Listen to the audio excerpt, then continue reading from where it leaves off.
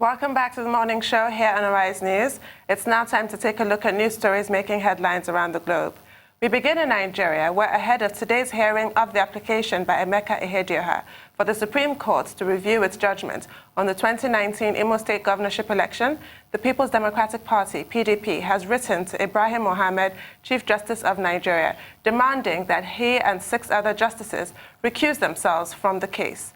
In a letter signed by Uche Secondus, the national chairman, and Umar Ibrahim Sauri, national secretary, dated February 14, the party demanded that a new panel be set up to hear Ihedioha's application.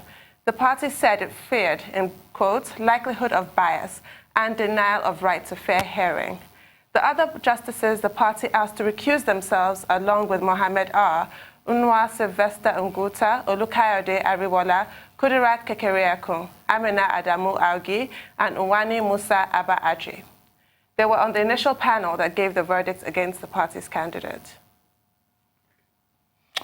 Well, I think that this is an interesting matter. Members of the People's Democratic Party, apart from the chairman of the PDP and the secretary who signed this petition, have been saying that for justice to be done, for there to be a natural justice, for there to be a fair hearing in line with Section 36 of the 1999 Constitution, that the same judges who on January 14 removed Emeka Ihedioha as governor of Imo State and directed INEC to issue a certificate of return to Hope Uzodinma should not be the same ones to review the judgment. And they've cited a number of authorities, including the Pinochet case, including the Olorunfemi case, including the Opelika case, a 1942 case from the United States. And their argument is that, there's evidence from other jurisdictions, the US, the UK, Germany, and other places, that where there is an allegation of bias, because that's their point, that these judges who gave that ruling on January 14, removing Emeka Ihedioha as governor of Imo State, that they are already biased. And that once bias is established, the justices should recuse themselves. Well, they've made that allegation. They've written the court. I think it will be one of the first matters that their lordships would consider. They would necessarily, if they've been properly seized of the facts, have to consider that, whether they can continue with the case. Because what the PDP, has tried to do is to raise doubt about the integrity of the Supreme Court justices, the 7 of them, in this matter of Imo State. I don't know whether that will stick, because, if every time justices of the Supreme Court have to be questioned on the grounds of bias or moral standing or filial or political associations, then there will be no end to it. However, it is within their right to raise this question. My only fear is that whatever comes out of it at the end of the day, the PDP has already prepared, some kind of ground, for saying, oh, we said it, that they will be biased and that they will not do justice. I think at all times, litigants must have faith in the judex and believe that justice will be done. That's one leg of it. The second leg of it, however, is that if you change the panel, it could also create an untidy situation whereby you will have another panel, maybe reversing the decision of another panel of Supreme Court justices. At the end of the day, you will still raise questions. It will look like one team is wiser than the other.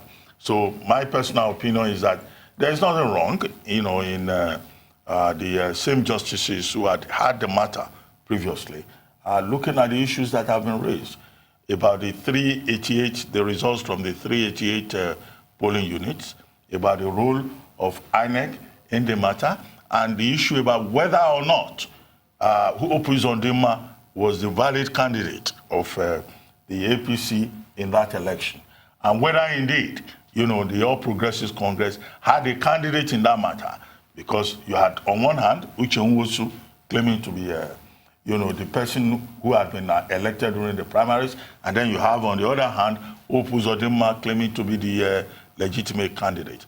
But whatever happens at the end of the day, what is important is the development and growth of our jurisprudence and how their lordships, address the fine points of law in the matter that have been thrown up by the request for review.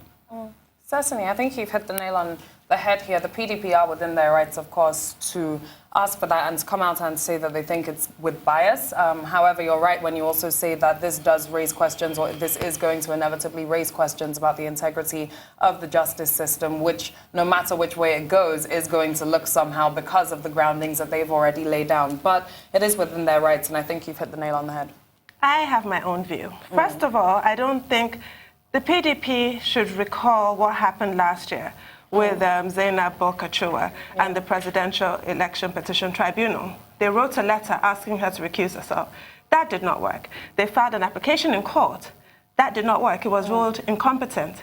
After all of that, she went to great pains to stress it is on her own volition that she's recusing herself. So I don't know if a letter is going to work. And I don't really see how or why foreign precedents should be persuasive in Nigeria. We don't care about Augusto Pinochet. We simply don't. In an American context, would they cite Nigerian examples? We should stop this. The locus classicus in Nigeria, we have one on Supreme Court reversal. It's Johnson and Lawrenson. Point to that. That, for me, is sufficient.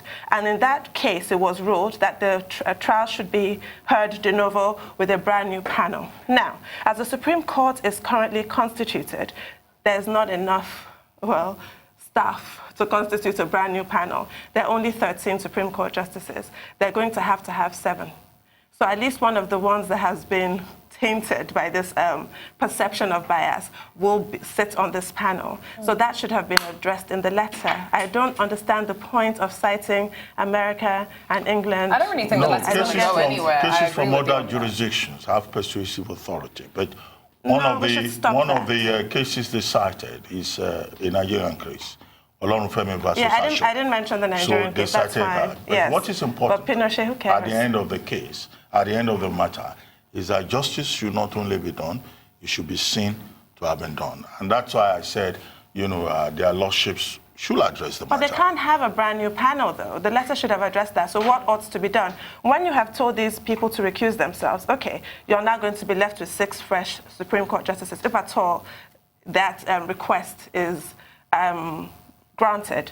And then what happens to the 7th member of the panel? No, you don't necessarily have to have a 7-man panel. It should have been addressed. A 5-man panel. Well, that should have been addressed. You have to be specific. And that's why when the court sits, I expect that their lordships will address this particular petition. But you who have applied in your letter should be specific, not just throwing in Pinochet. That, for me, what I'm trying to say, is the relevant cases. Yes, yeah. It is what is relevant in today's Nigeria that's more persuasive than Augusto Pinochet. As far as, or the Opelika case. Yeah, I don't see it. Meanwhile, Justice Anwuli Chikere of the Federal High Court Abuja on Monday restrained the Independent National Electoral Commission, INEC, from carrying out its planned deregistration of 31 political parties, pending the hearing of a suit challenging the powers of INEC to deregister them. Justice Chikere gave the order in a ruling on an interlocutory injunction brought against the Attorney General of the Federation and Minister of Justice and INEC by the 31 political parties. Although the restraining order is coming 11 days after the electoral umpire deregistered 74 political parties, Justice Chikere, however, adjourned till February 27 for hearing in the substantive suit. The court had on January 23rd fixed ruling for Monday, February 17th, after counsel to the plaintiff, Mr. Kende Edun, moved and argued the interlocutory motion. Well, okay, we have to take a short break now. Yeah, but the major issue here is that equity does not aid the indolent. The indication is that INEC slept on its right. But now in the presence of the judge, they've been properly served. And it's on the basis of that the matter has been moved till February 27. And we hope that the case will be heard and the merits of the various petitions will be heard. But we'll take a short commercial break now. When we return, the morning show will continue.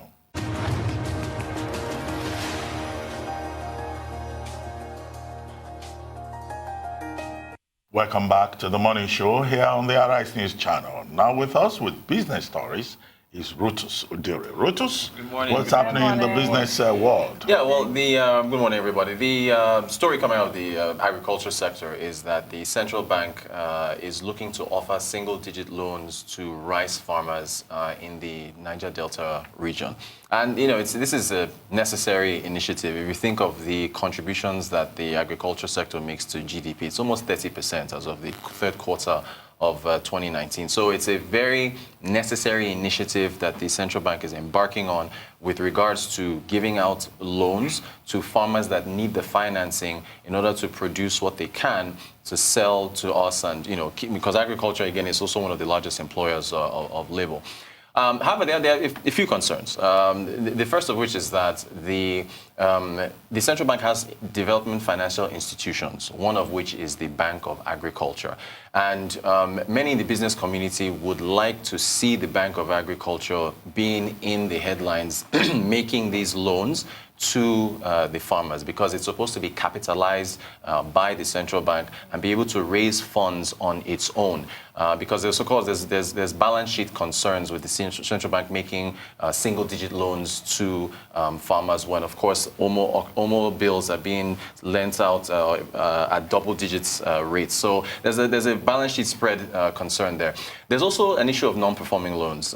There was a headline a few months, in fact, earlier this month, where it was said that federal government was taking about 70,000 Kebbi farmers to court for failing to repay 17 billion from the Anchor Borrowers Program. Now, I have to point this out, that the central bank did deny this report, saying that they didn't actually drag any of these farmers to court. So I want to make sure that that is very, very clear.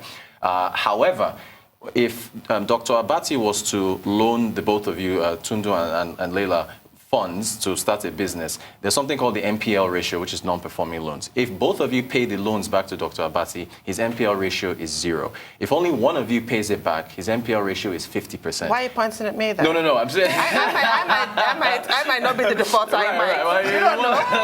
You don't know. Right. I just an example. If neither of you pay it back, it's an NPL ratio of 100%. So there's also a concern as to, look, all this money that's being loaned to these farmers, what's the NPL ratio? Are they all being able to pay the funds back? And then thirdly, it's very important to loan these funds to farmers, but there's also the issue of mechanized farming and being able to increase our yield per hectare, with regards to the output that the farmers are being able to put out. So, it's again a good initiative from the central bank, but again, we'd like to see the Bank of Agriculture doing this. We'd like to have a more clear-cut view of the non-performing loans and also see something which has been addressed by the central bank, mechanized farming to improve yields per hectare for the Well, farmers. I think the concerns you have raised are valid.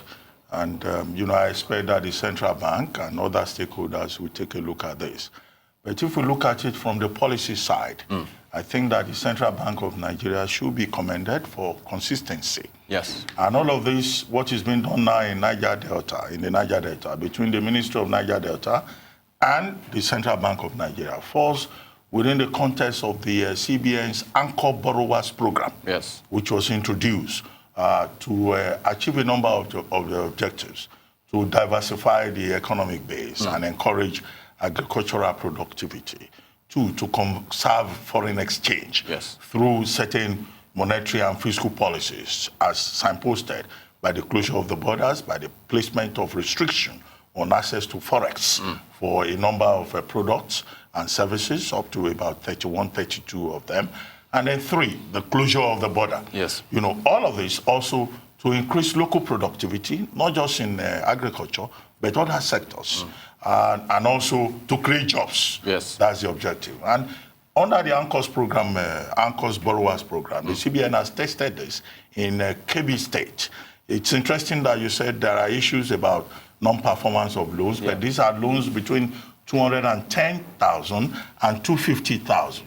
The CBN had dedicated 40 billion out of the SMEs Development Fund of about 220 billion to the agricultural sector. Right. So maybe the concern you raise is about how to ensure integrity in terms of performance. Right. But these loans are just 9% per annum over a period of 5 years. 5 years, that's correct. And I guess that, the CBN will need to put a mechanism in place to monitor, to track performance, to track delivery, and to track, the outcomes of this laudable policy, which we think would help in the long run within Emefiele's 5-year plan, to help, encourage productivity in the agricultural sector. So we'll keep watching. Yeah. Thank you, Rotus. Thank you very much, Rotus. Yes. So we're now going to go on a short break. We'll be back with sports headlines. Stay with us.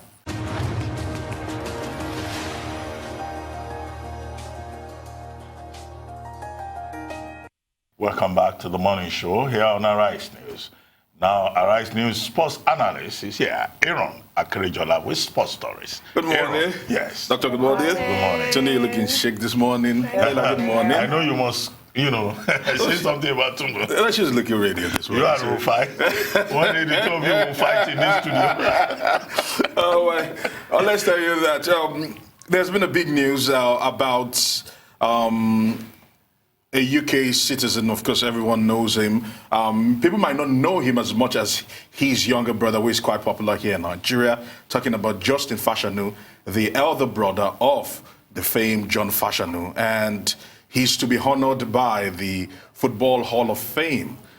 He's to be inducted tomorrow as the first and only gay footballer in the history of football to have come out. He came out in 1990, and it was a battle for him. And John himself, talking about John Fashanu, has actually spoken that he regrets not supporting him, just like the family did not support the move as coming out as a gay person. Even till now, it's still seen as a dark thing to do in football, and you will literally be ostracized because the John Fashanu's daughter, who is Justin's niece and heads the foundation, says that she knows quite a number of footballers who are gay to their families and their friends, but the footballing community are very, very unforgiving if you come out as a gay human, as a gay person. So they are celebrating this as a win for several people who still feel compelled by the reason of segregation, that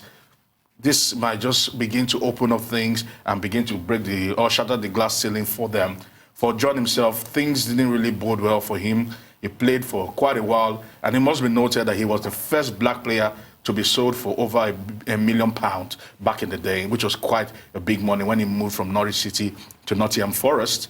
But he met his untimely death because he moved to the United States back in 1994.